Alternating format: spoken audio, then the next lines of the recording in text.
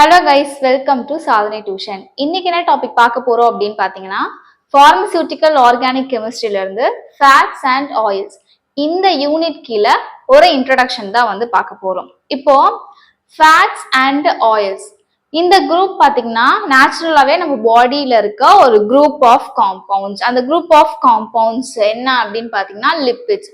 So fat and oils அப்படின்றது lipid குரூப்பை சேர்ந்தது அப்படின்னு சொல்றாங்க. அடுத்தது இந்த ஃபேட்ஸ் அண்ட் ஆயில் இதோட ஸ்ட்ரக்சர் எப்படி இருக்கும் அப்படின்னு பாத்தீங்கன்னா இந்த இடத்துல கொடுத்துருங்க பாருங்க ஜெனரல் ஸ்ட்ரக்சர். இதோட ஸ்ட்ரக்சர்ல வந்து 3 எஸ்டர் குரூப் வந்து பிரசன்ட் ஆகிருக்கும். நார்மலா ஜெனரல் ஃபார்முலா ஆஃப் எஸ்டர் என்ன அப்படின்னு பாத்தீங்கன்னா இந்த இடத்துல ஆர், இந்த இடத்துல ஆக்சிஜன் இருக்கும், அதுக்கப்புறம் சி டபுள் பாண்ட் ஓ, இந்த இடத்துல ஆர். இதுதான் வந்து எஸ்டருக்கான ஜெனரல் ஃபார்முலா இல்லையா? இப்போ இதே போல பாத்தீங்கன்னா உங்களுக்கு இங்க ஒரு எஸ்டர் குரூப் இருக்கா, அதாவது ஆர் அப்படின்னு இருக்க இடத்துல அல்கைல் குரூப் அரைல் குரூப் எது வேணாலும் இருக்கலாம் எஸ்டர் குரூப்போட ஜெனரல் ஃபார்முலால. ஸோ நமக்கு இந்த இடத்துல பாருங்க எப்படி இருக்குன்ட்டு, இங்க ஒரு எஸ்டர், இங்க ஒரு எஸ்டர், இங்க ஒரு எஸ்டர். ஸோ 3 எஸ்டருமே வந்து லிங்க் ஆகிருக்கு இல்லையா? 3 எஸ்டர் குரூப் இருக்கும் இந்த ஸ்ட்ரக்சர்ல. அதனாலதான் என்ன சொல்றாங்க அப்படின்னா triesters of glycerol with fatty acids. இந்த glycerol with fatty acids அப்படின்றது எதை மென்ஷன் பண்றாங்கன்னா, இப்போ நான் ஸ்டார்டிங்ல என்ன பண்றேன் அப்படின்னா கிளிசரால் எடுத்துக்கிறேன். கிளிசராலோட ஸ்ட்ரக்சர் வந்து இங்க கொடுத்துருக்கேன். இந்த கிளிசரால் கூட என்ன போடுறேன் அப்படின்னா fatty acids 3 molecules of fatty acids போடுறேன். ஒரு molecule, second molecule, third molecule. நான் வந்து ரியாக்ஷனுக்காக உங்களுக்கு புரியணும் அப்படின்ட்டு அந்த 3 மாலிகூல் ஆஃப் ஃபேட்டி ஆசிட்ஸும் இப்படி ஸ்பிளிட் பண்ணி தனித்தனியா எழுதியிருக்கேன். சரிங்களா? உங்களுக்கு வேணும்னா நீங்க சிம்பிளா இப்படி கூட எழுதிக்கலாம். ஹெச் ஓ, இங்க OH, C double bond O, R இந்த மாதிரி எழுதி முன்னாடி வந்து 3 அப்படின்ட்டு நீங்க சிம்பிளா மென்ஷன் பண்ணிக்கலாம். உங்களுக்கு புரியணும் அப்படின்றதுக்காக நான் இப்படி தனித்தனியா எழுதியிருக்கேன். இப்போ ஃபேட்டி ஆசிட்ஸ் வந்து 3 மாலிகூல்ஸ் போடுறேன். இந்த இடத்துல ஆர் அப்படின்னு இருக்கு இல்லையா? இந்த ஆர் அப்படின்னு இருக்க இடத்துல 12 to 20 கார்பன் செயின் வரைக்கும் இருக்கும். சரிங்களா? இது வந்து ஃபேட்டி ஆசிட்ஸ்க்கான ஜெனரல் ஸ்ட்ரக்சர். இப்போ இந்த மாதிரி 3 molecules of fatty acids glycerol கூட போடும்போது என்ன ஆகும் அப்படின்னா கிளிசரால்ல இருக்க 3 ஹைட்ரஜன் இங்க மார்க் பண்றேன் இல்லையா? இந்த 3 ஹைட்ரஜன் இது கூட ஃபேட்டி ஆசிட்ஸ்ல இருக்க இந்த OH. இப்போ இது ஒரு வாட்டர் மாலிகூல், இது ஒரு வாட்டர் மாலிகூல், இது சேர்ந்தா ஒரு வாட்டர் மாலிகூல். இந்த மாதிரி 3 மாலிகூல்ஸ் ஆஃப் வாட்டரா வந்து வெளியே போயிடும். வெளியே போயிட்டு பேலன்ஸ் என்ன இருக்கோ அப்படியே அட்டாச் ஆகி இப்பதான் நமக்கு அந்த ஃபேட் ஆயில்ஸ் இந்த ஸ்ட்ரக்சர் வந்து கிடைக்குது. சரிங்களா? இப்போ இதுல பார்க்கும்போது நான் ஆல்ரெடி சொன்ன மாதிரி ஜாயின் பண்றதுனால என்ன ஆகுது, 3 எஸ்டர் குரூப் வந்து இருக்குது. அதனாலதான் இதை என்ன சொல்றோம்னா triesters of glycerol with fatty acids. இந்த ஃபேட் அண்ட் ஆயில் இதுக்கு இன்னொரு பேர் என்ன அப்படின்னு பாத்தீங்கன்னா ட்ரைகிளிசரைட்ஸ் அப்படின்ட்டு சொல்லுவோம். அடுத்து ஃபேட் அண்ட் ஆயிலோட பிசிக்கல் ப்ராப்பர்ட்டிஸை பார்த்தோம்னா இந்த பியூரான ஃபேட் அதுக்கப்புறம் பியூரான ஆயில்ஸ் வந்து கலர்லெஸ், டேஸ்ட்லெஸ், ஆர்டர்லெஸ்ஸா தான் இருக்கும். அதுக்குன்ட்டு தனியா கலரோ ஆர்டரோ டேஸ்டோ எதுவும் இருக்காது. அதுக்கப்புறம் இந்த ஃபேட் ஆயில் இது ரெண்டுமே பாத்தீங்கன்னா வாட்டரை கம்பேர் பண்றப்போ அதுக்கு டென்சிட்டி வந்து கம்மியா இருக்கும். அதனாலதான் வந்து தண்ணியில வந்து இப்ப எண்ணெயை ஊத்துனா எண்ணெய் வந்து தண்ணிக்கு மேல மிதக்கும். அது ஏன் அப்படின்னா வந்து வாட்டரை கம்பேர் பண்றப்போ ஆயில், ஃபேட் இது ரெண்டுமே வந்து டென்சிட்டி கம்மியா இருக்கும். அடுத்தது பாத்தீங்கன்னா இந்த ரெண்டுமே வாட்டர்ல இன்சாலிபிளா இருக்கும், சாலிபிள் ஆகாது. எதுல வந்து சாலிபிள் ஆகும்னா ஆர்கானிக் சால்வெண்ட் இருக்கு இல்லையா, லைக் ஈத்தர், அதுக்கப்புறம் பென்சன், இந்த மாதிரி ஆர்கானிக் சால்வெண்ட்ல எல்லாம் வந்து ஃபேட் அண்ட் ஆயில் சாலிபிளா இருக்கும்.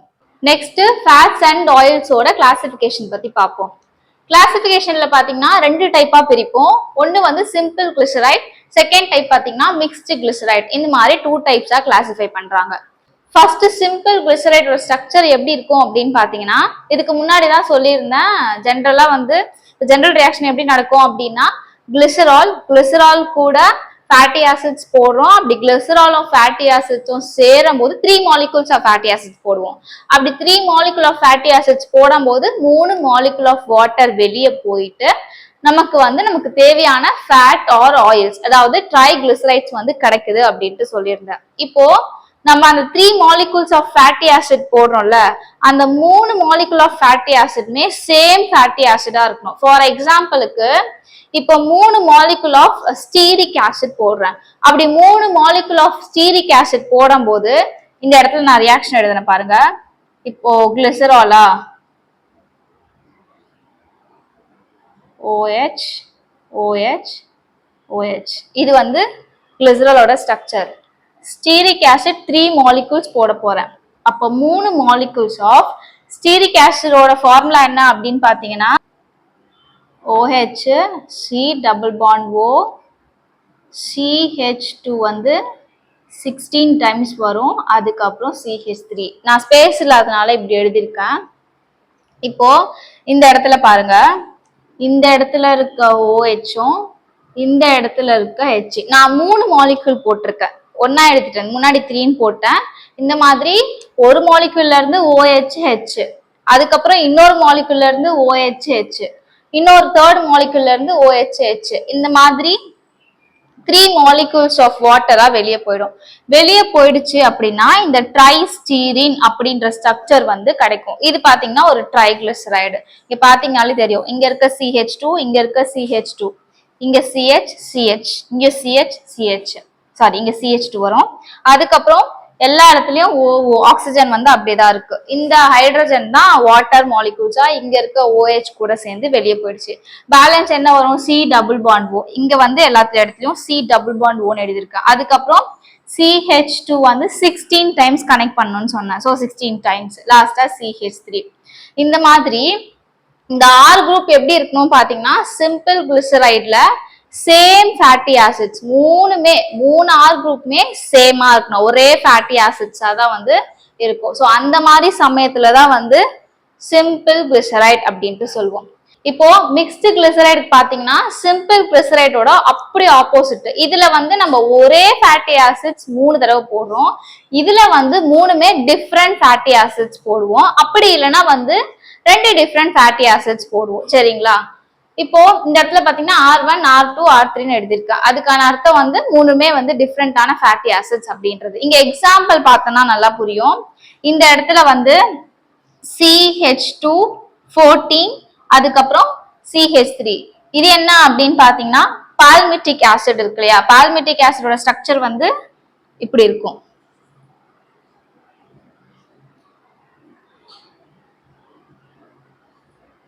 OH C double bond O CH2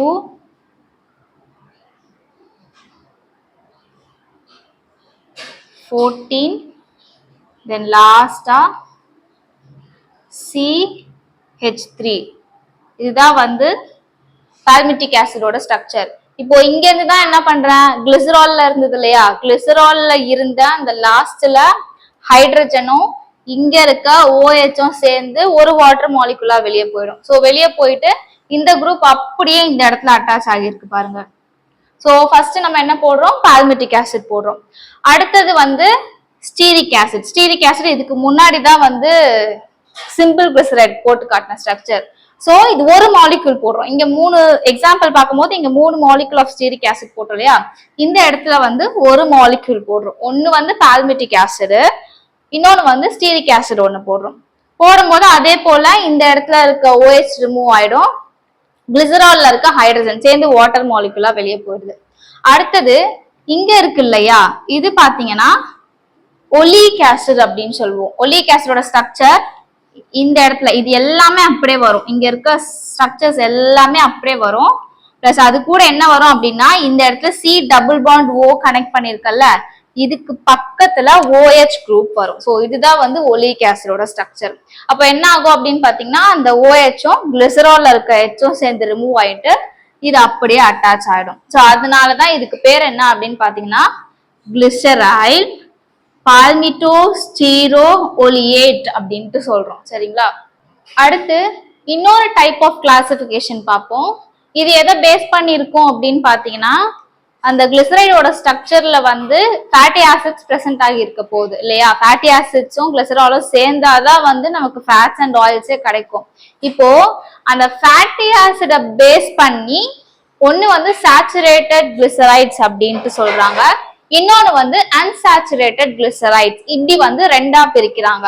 first saturated unsaturated அப்படின்னா என்னன்னா, சேச்சுரேட்டட் அப்படின்னா ஒரே ஸ்ட்ரெயிட் செயினா இருக்கும், அந்த இடத்துல வந்து எந்த டபுள் பாண்டுமே பிரசன்ட் ஆகி இருக்காது. டபுள் பாண்ட் இல்ல அப்படின்னா அத வந்து சேச்சுரேட்டட் அப்படின்னு சொல்லுவோம்.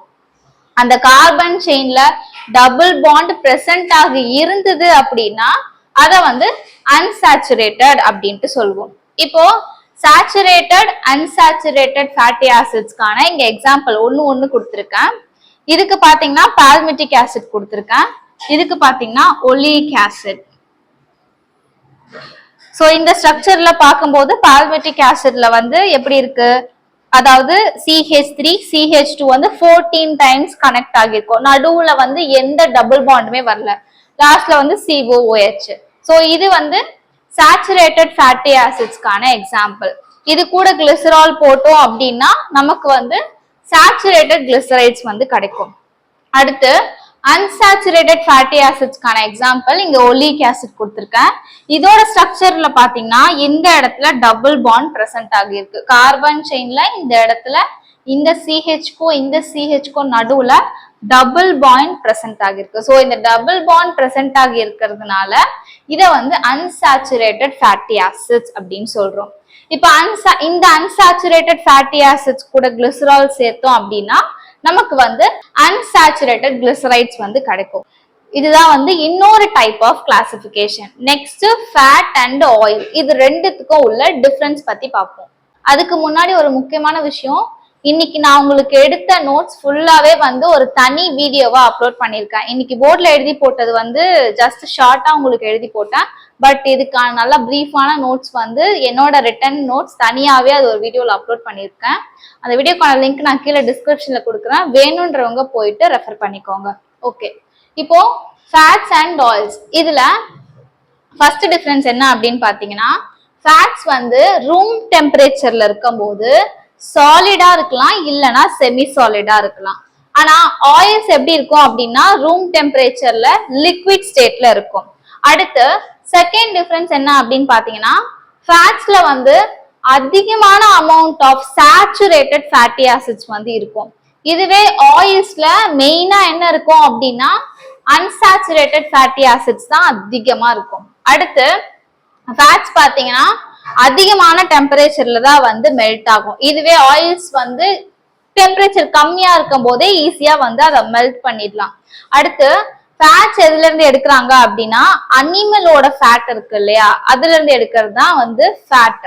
ஆயில்ஸ் எதுல இருந்து எடுக்கிறாங்க அப்படின்னா வெஜிடபிள் ஃபேட்ல இருந்து எடுக்கிறது தான் வந்து ஆயில்ஸ். அடுத்தது பாத்தீங்கன்னா ஃபேட்ஸ் வந்து ரொம்ப ஸ்டேபிளா இருக்கும், ஆயில்ஸை கம்பேர் பண்றப்போ ஃபேட் வந்து மோர் ஸ்டேபிளா இருக்கும். நெக்ஸ்ட் டிஃபரன்ஸ், இதுல வந்து டபுள் பாண்ட் இருக்காது. ஆல்ரெடி இங்கே பார்த்துட்டோம் செகண்ட் பாயிண்ட்லயே, இதுல வந்து அதிகமான amount of saturated fatty acids இருக்கு. நான் ஆல்ரெடி இதுக்கு முன்னாடி தான் சொல்லியிருந்தேன், சேச்சுரேட்டட் அப்படின்னா அந்த இடத்துல டபுள் பாண்ட் இருக்காது. ஸோ அதுதான் இந்த பாயிண்ட்ல சொல்லியிருக்கேன். இந்த ஃபேட்ஸ்ல வந்து டபுள் பாண்ட் இருக்காது. இதுக்கான எக்ஸாம்பிள் இங்க கொடுத்துருக்கேன் பாருங்க, லேட் கீப். இதுவே ஆயில்ஸை பொறுத்தவரை ஆல்ரெடி செகண்ட் பாயிண்ட்ல பார்த்துட்டோம், அன்சாச்சுரேட்டட் ஃபேட்டி ஆசிட்ஸ் அதிகமா இருக்கும் அப்படின்ட்டு. அப்போ இதுல வந்து கண்டிப்பா டபுள் பாண்ட் வந்து இருக்கும். அன்சாச்சுரேட்டட் அப்படின்னாலே அந்த இடத்துல என்ன இருக்குன்னு அர்த்தம், டபுள் பாண்ட் இருக்கு அப்படின்ட்டு அர்த்தம். ஸோ அதோட ஸ்ட்ரக்சர்ல டபுள் பாண்ட் இருக்கும். இப்போ இதுக்கான எக்ஸாம்பிள் பாத்தீங்கன்னா கோகனட் ஆயில், ஆலிவ் ஆயில். அவ்வளவுதான் இன்னைக்கு வீடியோ. அடுத்த வீடியோல reactions of fat and oil இந்த டாபிக்கை பத்தி பார்ப்போம். இந்த மாதிரி நிறைய அப்டேட்ஸ்க்கு நம்மளோட சாதனை டியூஷன் சேனலை சப்ஸ்கிரைப் பண்ணிக்கோங்க. தேங்க்யூ.